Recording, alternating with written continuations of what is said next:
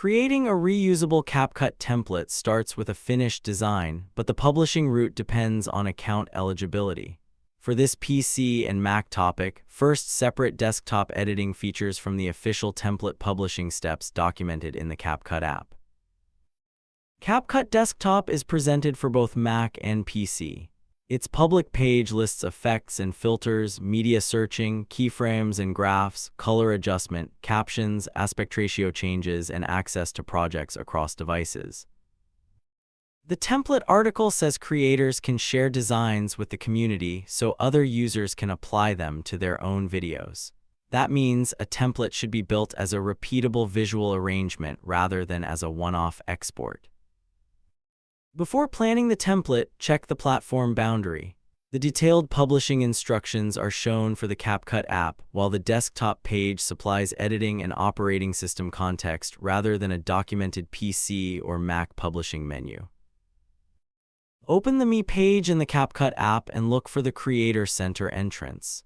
This is the eligibility check described by CapCut for determining whether the account is recognized as a creator.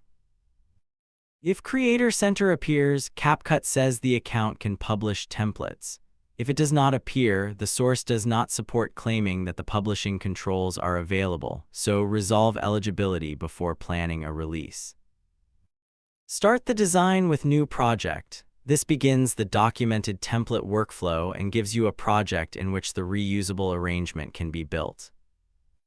Edit the project as you normally would by adding clips and images. These are among the supported content types CapCut lists for the template creation flow. Add text, transitions, effects, and music to shape the reusable style.